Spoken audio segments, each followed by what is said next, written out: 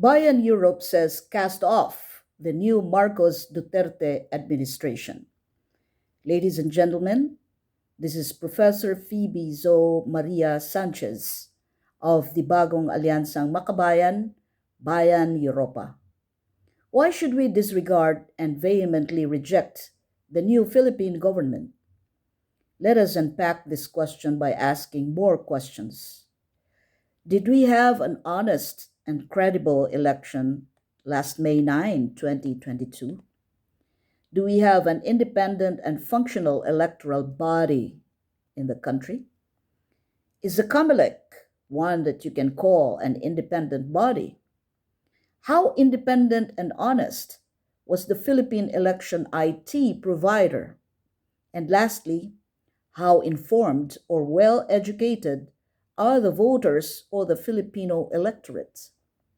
A 31 million turnout of votes in favor of Marcos showed a rather disjunctive conjunction after 26 consecutive days of overwhelming multitude in the massive waves of pink opposition.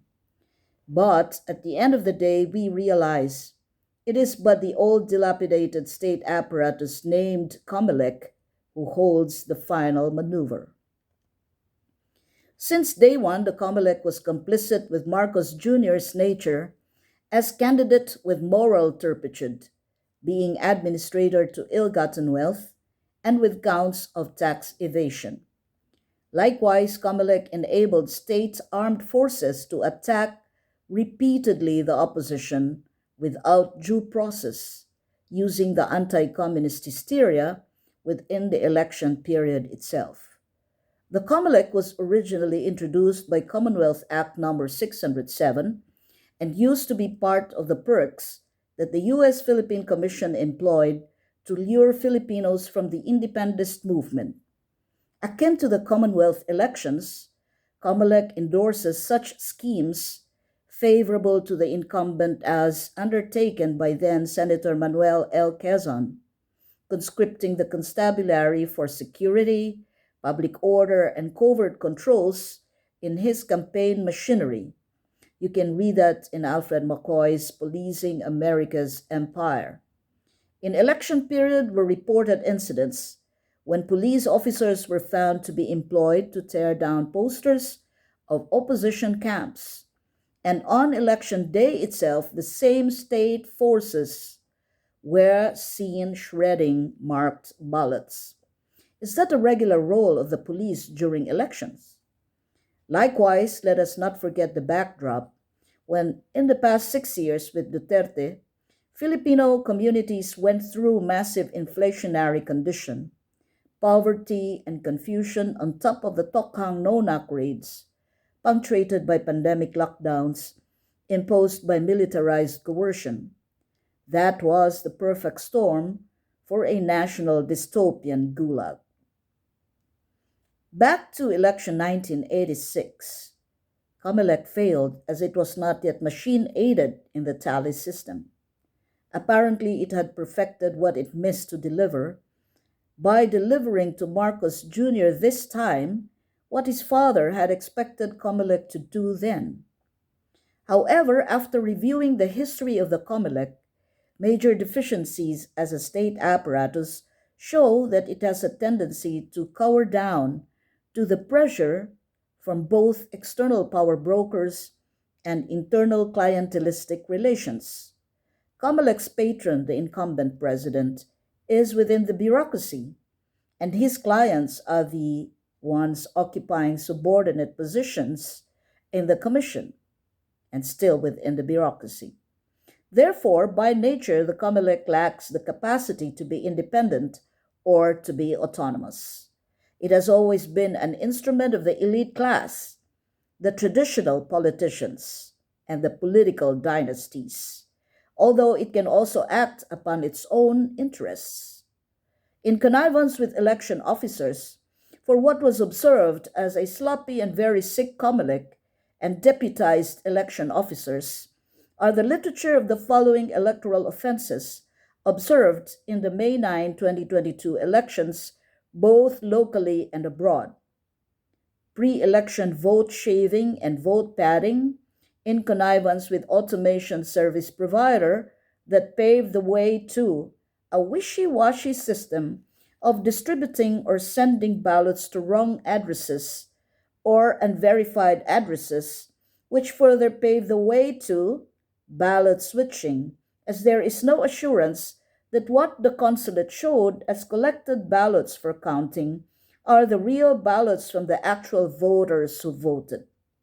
Tampering on the list of voters, alteration of the book of voters, utilization of flying voters via the Hakot system, double or multiple registrations, ghost voting assuming the name of dead persons, manipulation of sample ballots, or the use of the Código system or the guide system, marking or tampering the official ballots, proliferation of ghost precincts, still in connivance with Comelec main service provider, selective obstruction of registrants, alteration of the book of voters, illegal transfer of voters to new polling places, conking vote counting machines, opening of precincts to otherwise unnecessary provision of alternate ballot boxes and vote counting machines, massive disenfranchisement, sale of election ballot marking pens,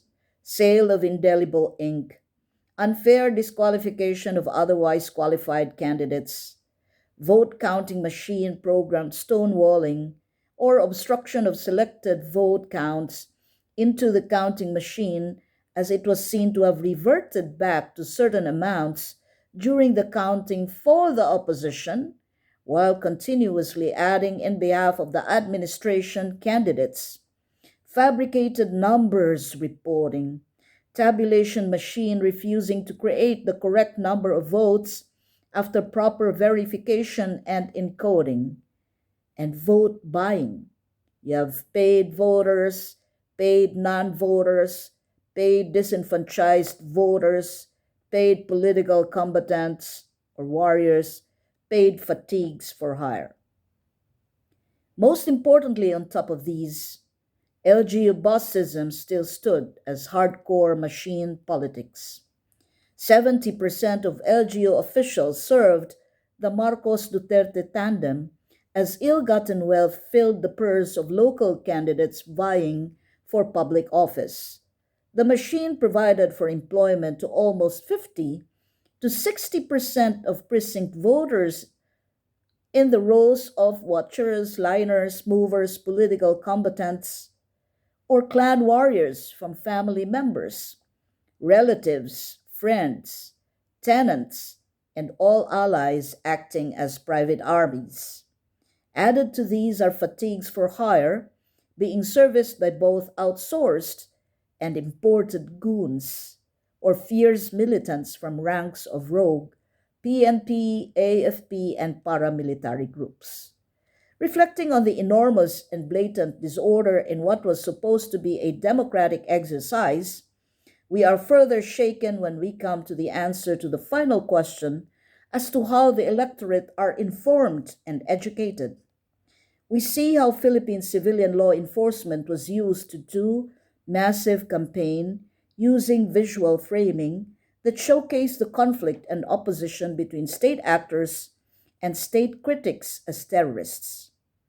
The AFP and the PNP showcased propaganda images that privileged the anti-terrorist interests and goals of the state to decimate communist insurgents using sorrow, violence, and death, but attributed to social activists and the opposition candidates as terrorists without evidences and due process.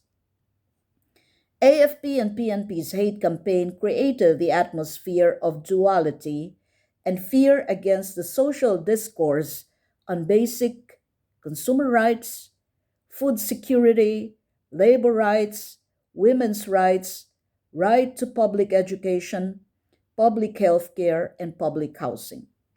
What do we expect from the new administration?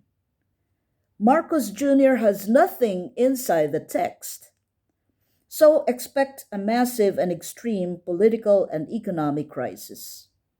It will surely be the same old song over and over again. dystopian gulag in the nth power. Brace yourselves and expect a bloody nightmare when it comes to clamor for genuine assets reforms and genuine assets redistribution. It is the return to the old order of oppression, poverty, and corrupt governance. Expect massive plunder of resources and the grand sale of sovereignty to imperial powers. Hence, now more than ever, it is the time to stand together and face the challenge. We call on all Filipino citizens in the home front and abroad to intensify vigilance and protests against class oppression, tyranny, and corruption. Advance the struggle for national freedom and democracy. Down with the new fraudulent Marcos-Duterte administration. Isulong ang pakikibakang masa.